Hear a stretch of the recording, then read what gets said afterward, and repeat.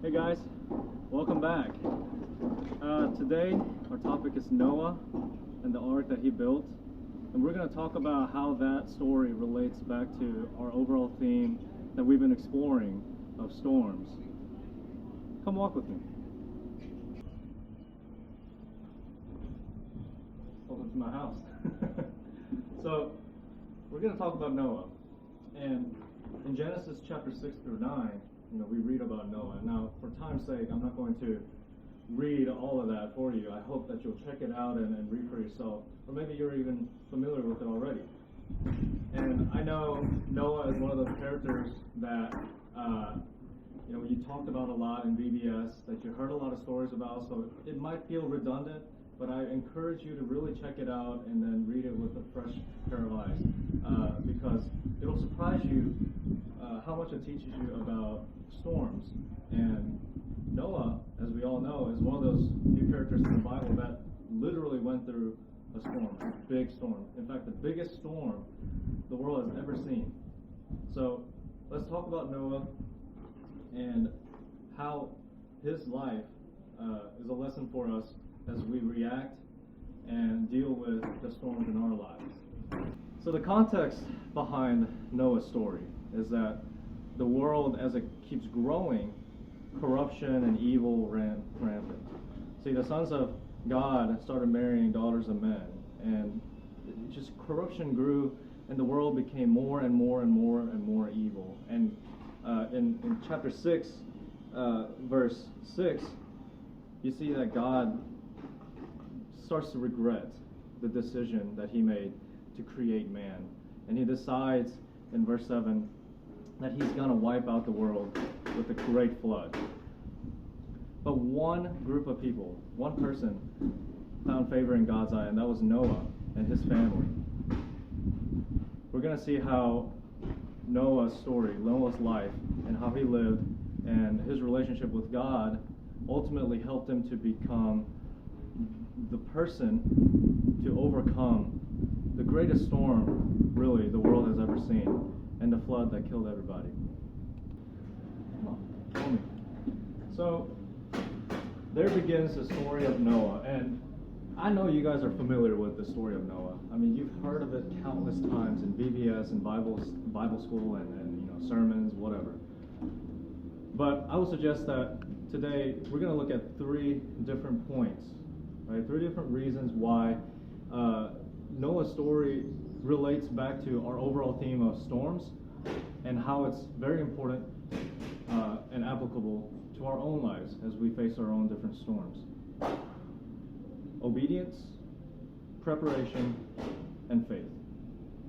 Now, they'll kind of work with each other, and we're going to find out how, and we're going to see how those three aspects of the Christian walk was exemplified in the life of Noah as he was chosen, as he was preparing the ark, and as he was floating on top of everything during the flood.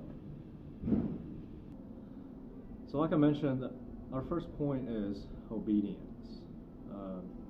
And really, if you look at Noah's story and his life described in the Bible, you can see that his preparation for the ark began way before the ark was even mentioned by God to him. Right?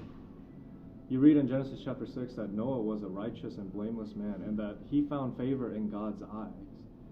So, really, the reason that Noah was even chosen, the reason that Noah was even in God's radar, was because he was righteous, he was blameless, and he was obedient to God. Right? So, really, if you look at it that way, his obedience was the beginning catalyst to the whole process of him being chosen, of him starting on the work on the ark, and him eventually, his household becoming the saving grace for mankind and all the life on earth, from the lethal storm and the flood that destroyed it. Now think about it. What do you think would have happened if Noah wasn't obedient to God before the mention of the ark? Would he have been chosen to be the vessel to carry out life beyond the flood? What if Noah wasn't obedient to God during the preparation or building of the ark? You know, God gave Noah very specific instructions, like gopher wood, all these dimensions and orientations, and assembling all those materials together. There were specific instructions. What if Noah didn't obey God in that? I would wager that God gave those specific instructions for a reason.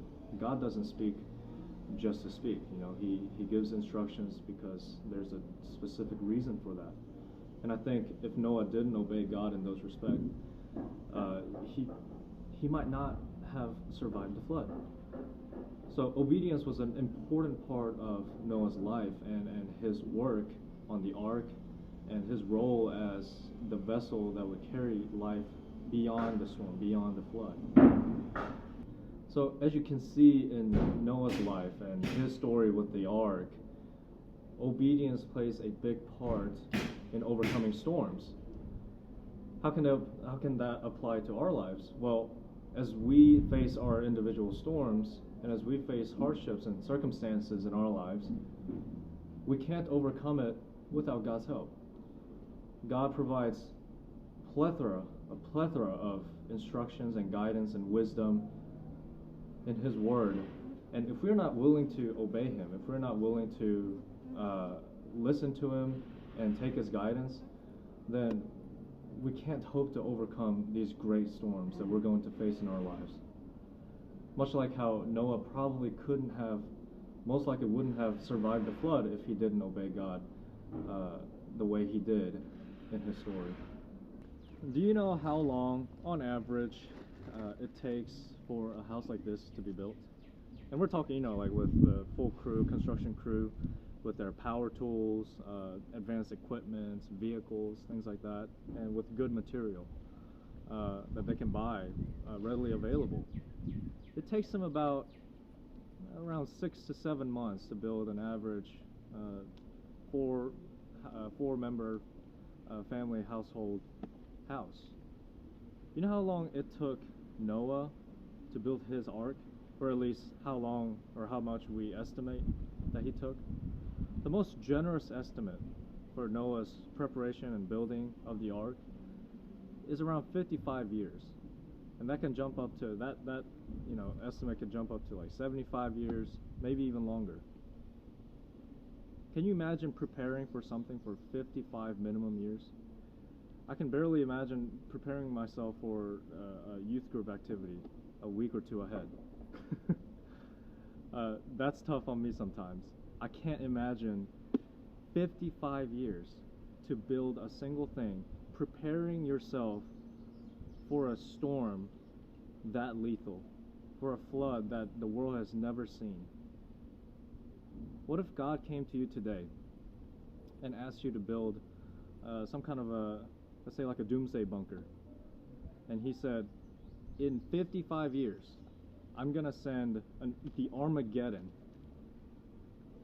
and I want you to build this bunker so that your family can hide in it and survive the doomsday. If I were in that situation, I would go to the hospital and get my head checked out, right? But Noah, he didn't question God, right?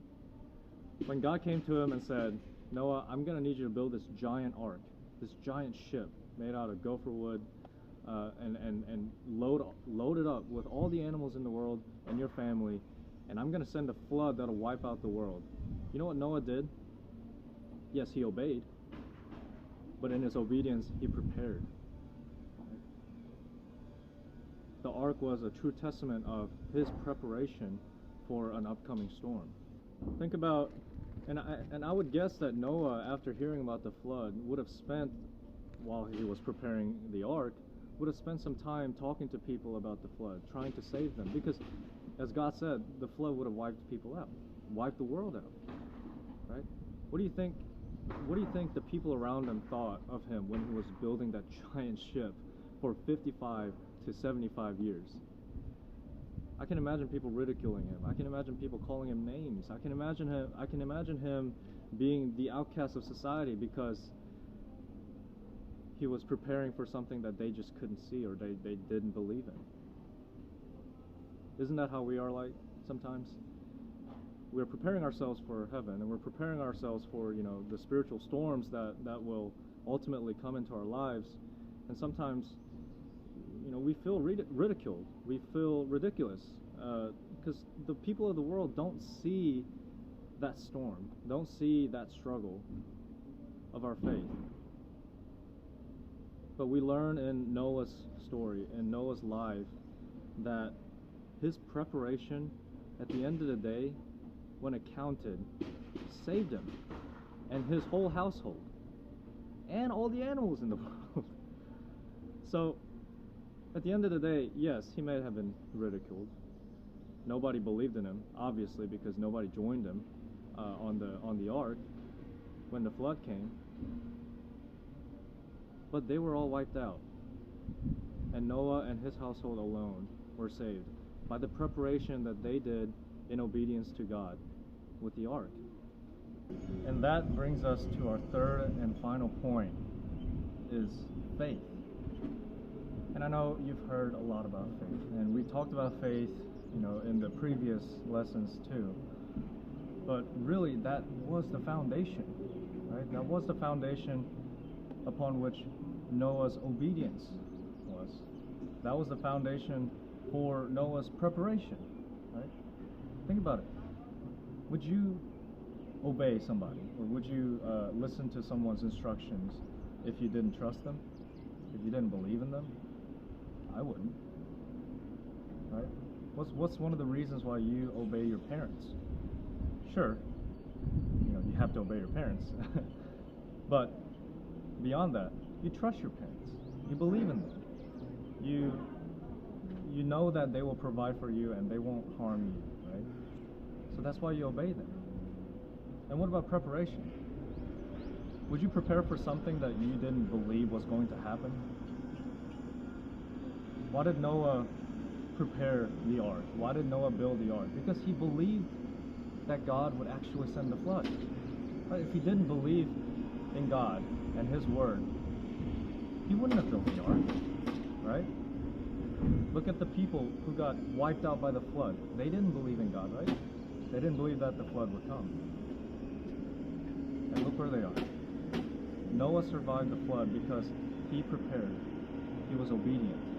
And all these things were founded upon the foundation of his faith in God. And that's really how it all connects back to this theme of storms, and how we deal with our storms in our lives, and how we react to storms in a way that is Christ-like. And all of that is founded and based upon our faith in God. Because if we believe God, and if we have faith in God and Jesus, right, we will obey him, and we will prepare. And doing so, we will be guided, we will be given wisdom, and we will seek counsel in God. And doing that, we will be able to overcome whatever storms that might be thrown at us by life circumstances and situations and other many factors. Look at Noah. He was hit with the most fatal storm in human history that wiped out all of human population. He survived it because he obeyed God, and he was prepared, and all of that he did in his faith in God. It's my hope that you'll take this lesson and really try to internalize it and make it yours and apply it to your lives. Whenever you face storms, and you will. If you're not already facing storms, trust me, it's just a human condition. We all face our storms, especially Christians.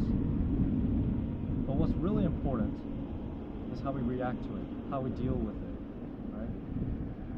And I hope that whatever may come your way in your life, whatever storms may hit you, I hope that you will be obedient in God. I hope that you will be prepared. Thank you for joining me, and I hope you enjoyed.